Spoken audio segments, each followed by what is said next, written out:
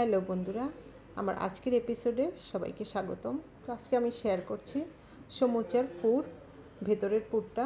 তো এখানে আমি ছোট ছোট করে একদম ছোট ছোট করে চিকেন, বুকের মাংসটা চিকেনের নিয়ে নিয়েছি, একদম ছোট ছোট করে কেটে নিয়েছি। আমার কাছে মুখে একটু না পড়লে ভালো লাগে না, তাই আমি একদম মানে কিমা করে ফেলি নাই, চিকেনটাকে একটু একটু বড় বড় রাখছি। তারপর আমি দিয়ে দিলাম চুলায় প্যান, তারপর দিয়ে দিলাম পেঁয়াজ কুচি। এখন পেঁয়াজ কুচিগুলোকে ব্রাউন কালার করে নিব আমি।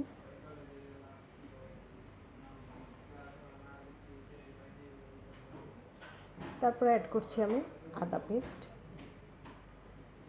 তারপরে রসুন পেস্ট, তারপর আবার আমি মশলাগুলোকে পেঁয়াজের সাথে ভাজি করে নিব তেলের মধ্যে।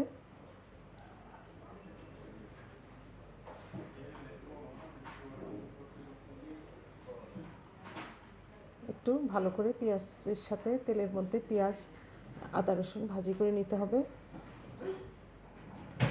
তারপর আমি একটু পানি দিয়ে দেব।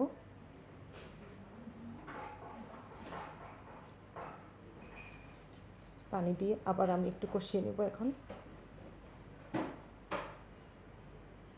পানি দিয়ে কষিয়ে এখন আমি দিচ্ছি জিরা গুঁড়া, ধনিয়া গুঁড়া, তারপর দিয়ে দিচ্ছি গোলমরিচ গুঁড়া, তারপরে দিয়ে দিচ্ছি একটু গরম মশলা গুঁড়া।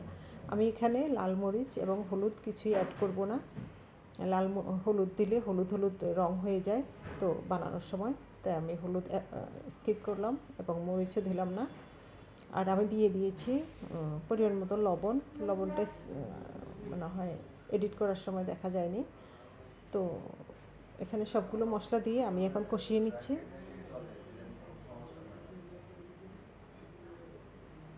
এই যে দেখো, মশলাটাকে কষিয়ে নিচ্ছি। এখন আমি অ্যাড করছি একটু সয়া সস, পরিমাণ মতো। একটু সয়া সস দিয়ে দিবে বাসায় যদি থাকে, আর না থাকলে স্কিপ করবে, অপশনাল এটা। এই যে দেখো, আমি মশলাটাকে খুব ভালো করে কষিয়ে নিচ্ছি। এই কালারটা ঠিক এরকম হবে। তারপর আমি অ্যাড করব চিকেনগুলি। এই যে আমি একটু ছোট ছোট করে নিয়েছি। এখন আমি চিকেনটা কষিয়ে নেব। আমার ওই যে খাওয়ার সময় দাঁতের নিচে চিকেন না পড়লে ভাল লাগে না একদম পুরো, সেজন্য আমি একটু বড় বড় রেখেছি, মানে একদম করে ফেলি নাই, কিমা করে ফেলি নাই চিকেনগুলোকে। এই যে দেখো, তো আজকে আমি আমার পুরের রেসিপিটা দিচ্ছি, পরে আমি সমুচার রেসিপিটা দিব। তোমরা এই যে আমার সাথে থাকবে, আমার চ্যানেলটা সাবস্ক্রাইব করবে, তারপরে লাইক কমেন্টস করবে। এই যে দেখো, অনেক সুন্দর হচ্ছে। এখন আমি একটু নেড়ে চেড়ে নেব।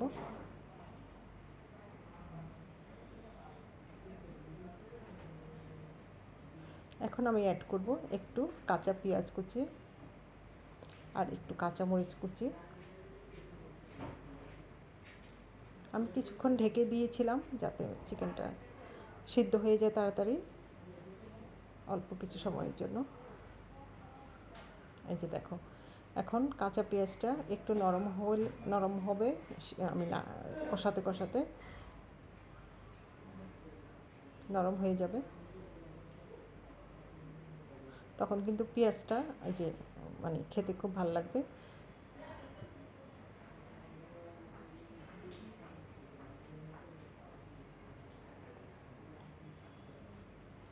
যে দেখো, আমি কষিয়ে নিচ্ছি।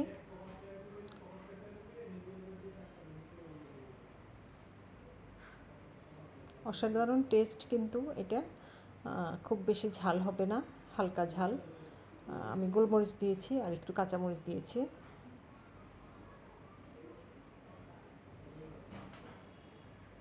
এই যে দেখো, আমি কষিয়ে নিচ্ছি খুব ভালো করে। এখন আমি অ্যাড করব একটু ধনিয়া পাতা। এই যে দেখো, ধনিয়া পাতা কুচি। এই যে পরিমাণ মতো ধনিয়া পাতা কুচি দিয়ে দিয়েছি আমি।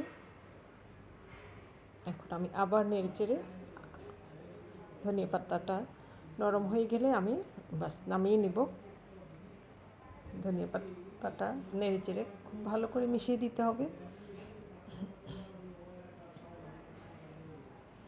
এই যে দেখো কেমন হয়েছে কালারটা, খুবই সুন্দর হয়েছে, অসাধারণ টেস্ট হয়েছে। আর ফার্মের মুরগি তো বেশি পানি টানি দিতে হয় না, এমনিতেই মুরগি থেকে অনেক পানি বের হয়েছে। আমি যখন ঢাকনা দিয়ে ঢেকে দিয়েছি মুরগি থেকে অনেক পানি বের হয়েছে, তো আমি আর কোনো পানি অ্যাড করি নাই। আচ্ছা দেখো দেখো হয়ে গিয়েছে।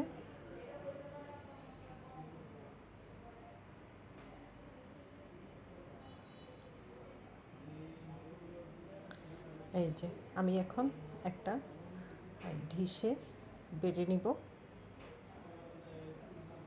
তারপরে আমি যখন সমুচা রেডি করব তখন এটা সমুচার ভিতরে দিয়ে তারপর তৈরি করব।